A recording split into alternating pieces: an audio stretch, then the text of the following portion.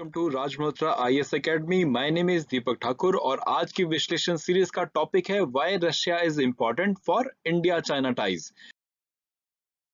So once Chanakya said, your neighbor is your natural enemy and your neighbor's neighbor is your friend. So in context to this situation, अभी हमने दिखा Galwan incident के बाद से India और China के relation जो है वो बड़े कंस्ट्रेंड है, बड़े डिस्टर्ब्ड है एंड इसी कॉन्टेक्स्ट में रशिया की जो है इंपॉर्टेंस इंडिया के लिए बढ़ जाती है। अभी हम रिसेंट न्यूज की अगर बात करें तो हमने देखा कि रशिया इंडिया चाइना RIC की जो मीट हुई उसमें जो फॉरेन सेक्रेटरी है उन्होंने पार्टिसिपेट किया, फॉरेन मिनिस्टर ने हमारे पार्टिसिपेट किया। देन साथ ही राजनाथ सिंह जो हमारे डिफेंस मिनिस्टर भी हैं उन्होंने भी 3 days विजिट किया है रशिया में। ठीक है, चाहे वो प्री प्लान था बट जो टाइमिंग अभी चूज की गई है that is very important for India also and gives an important opportunity to for India because ये एक प्लेटफॉर्म भी हो जाता है इंडिया के लिए to discuss with Russia their ties, specially in this situation जहां पर रशिया के जो चाइना के साथ टाइज हैं वो भी ग्रो कर रहे हैं, वो भी एक इम्प्रूव स्टेज में है, एक हायर ट्रेजेक्टरी हमें वहां पे दिख रही है। सो हम पहले बात कर लेते हैं historical relation between India and Russia की। सो इंडिया जो है वो एक special and privileged strategic partnership enjoy करता है with Russia. This is an important status which is given to a country, जहां पर ये बेनिफिट मिल जाता है कि जो हाईएस्ट लेवल पर PM एंड प्रेसिडेंट लेवल पर जो है टॉक्स एनुअली कंडक्ट किए जाते हैं। एंड अगर हम पिछली वॉर्स की बात करें कि वहां पर रशिया की क्या पोजीशन रही है इंडिया के कॉन्टेक्स्ट में, सो वहां पर हमने देखा कि जब हमने चाइना के साथ 1962 का वॉर लड़ा था तो उस टाइम पे रशिया जो है हमारी इतना सपोर्टिव नहीं रहा है हमारे लिए। एंड अभी भी हम यही सोच रहे हैं, कई एनालिस्ट यही चीज बोलते हैं कि अभी भी सिचुएशन अगर आती है तो रशिया जो है वो चाइना को बैक करेगा, नॉट इंडिया। बट इसी कॉन्टेक्स्ट में काउंटर ये भी है कि जब 1971 का वॉर हुआ था पाकिस्तान के साथ हमारा, तो रशिया फुल सपोर्ट में इंडिया के आ गया था एंड इसीलिए हम रशिया को जो है एक डिपेंडेबल पार्टनर की तरह भी देखते हैं। ठीक है, एंड दूसरी तरफ अगर हम बात करें चाइना और रशिया के रिलेशन की, तो कोल्ड वॉर के टाइम पर यहाँ पर चाइना और सोवियत यूनियन का एक स्प्लिट हमने देखा था। बड़े कंस्ट्रेंट रिलेशन थे उस टाइम पे 1961 में, जहां पर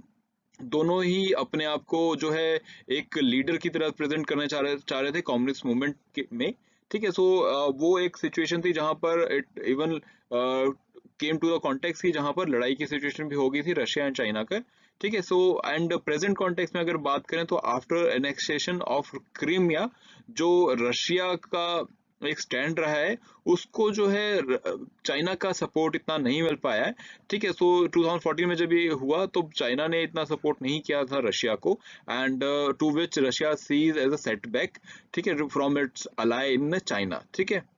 सो अब रशिया जो है इंडिया को हमेशा सपोर्ट करता रहता है इंटरनेशनल फोरम पे and it wants India to have a level playing field with China in some context. For example BRICS में रशिया वांटेड कि इंडिया जो है बढ़ चढ़ के पार्टिसिपेट करे एंड ऐसे ही रशिया के एफर्ट की वजह से ही जो शंघाई कोऑपरेशन ऑर्गेनाइजेशन है उसका इंडिया मेंबर बन पाया था। एंड इसी तरह से तीनों कंट्रीज ने मिलकर अलग से एक RIC एक प्लेटफॉर्म क्रिएट किया so that they can have a trilateral talks here. ठीक है, सो उसी कॉन्टेक्स्ट में अभी जो हमारे फॉरेन मिनिस्टर हैं S जयशंकर, वो इसी कॉन्टेक्स्ट में जो है मिले हैं वीडियो कॉन्फ्रेंस पे तीनों मिनिस्टर्स की, तीनों के जो फॉरेन मिनिस्टर्स हैं उनकी मीटिंग इसी कॉन्टेक्स्ट में हुई है, जहां पर वी वर कंtemplating कि हो सकता है कि गलवान वैली इंसिडेंट के बारे में भी कुछ बात हो सके बट ऐसा कुछ हुआ नहीं। ठीक है, सो इंडिया के लिए जो सबसे बड़ी इंपॉर्टेंस है रशिया की वो डिफेंस रिलेशंस में है बिकॉज अगर ये इंफोग्राफिक अगर आप देखें सो इसमें आप देखेंगे कि जो Russia is world second largest exporter है। ठीक है, सिंस 2013 टू 17 के पीरियड की हम बात करें अगर, तो अगर वर्ल्ड ओवर हम डिफेंस ट्रेड की बात करते हैं तो यहाँ पर हम देखेंगे कि 34% जो है वर्ल्ड का जो आर्म एक्सपोर्ट है वो US होता है, लेकिन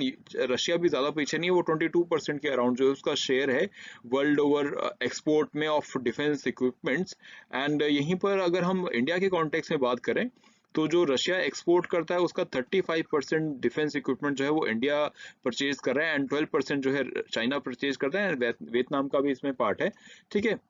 सो इसी करके इंडिया में जो रशियन इंटरेस्ट इन्वॉल्व हैं, इसी वजह से हम चाहते हैं कि रशिया जो है हमारे तरफ हमारा साइड ले, and this is the reason we are also thinking कि रशिया हमारी साइड आ सकता है, बिकॉज दे हैव इंटरेस्ट,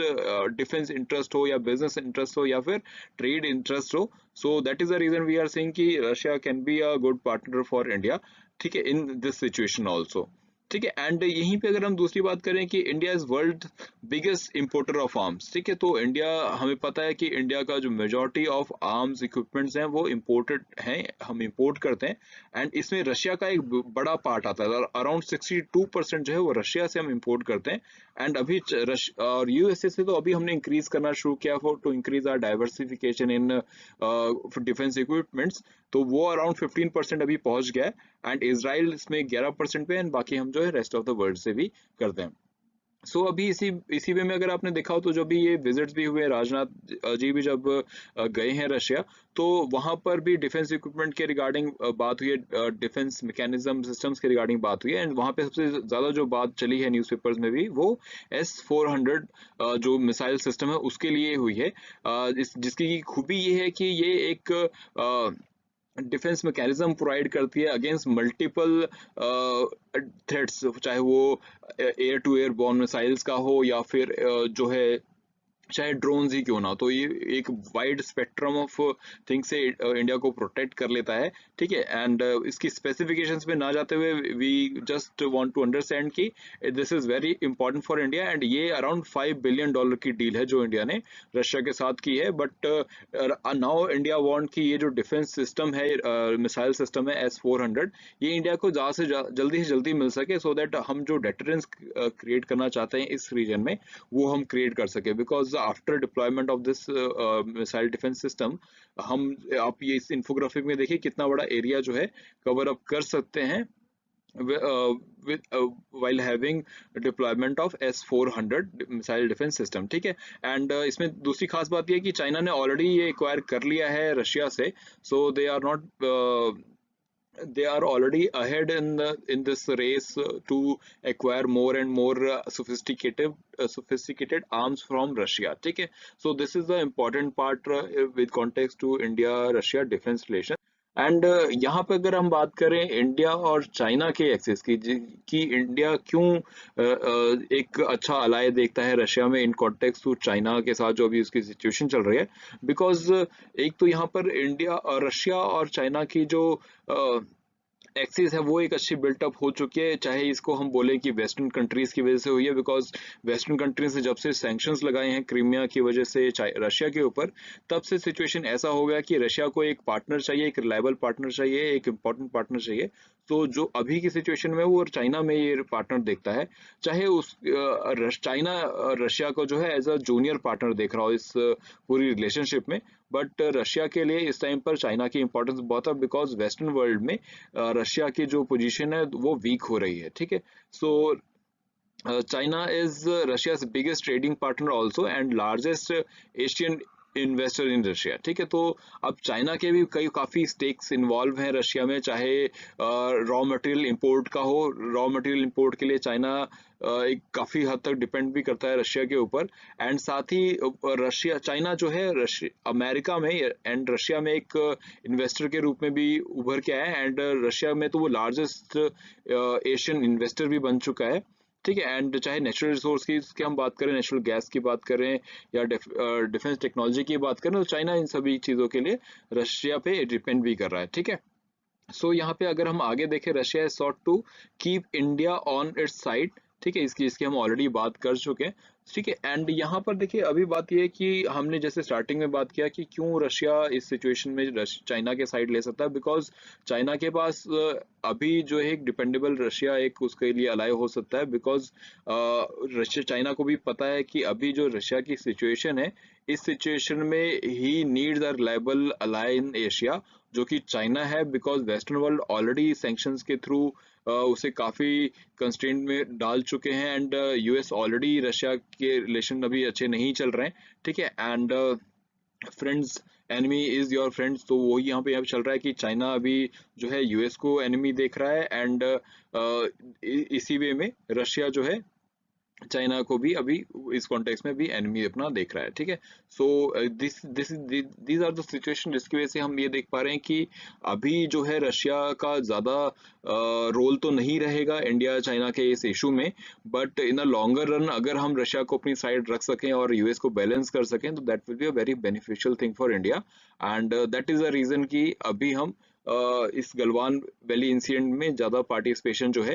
या फिर इस सिचुएशन को कूल डाउन करने में रशिया की ज़्यादा पार्टिसिपेशन नहीं देख रहे हैं, ठीक है। होप आप लोगों को ये सारा एनालिसिस समझ में आया होगा एंड यूजफुल लगा होगा। And this this will be the thing we will continue in the future also, कि हम आपको जो भी इश्यूज रहेंगे उनको उनका इसी तरह से एनालिसिस करते रहेंगे, उनका विश्लेषण करते रहेंगे। तो thank you so much for giving your precious time. This is Deepak Thakur signing off for today.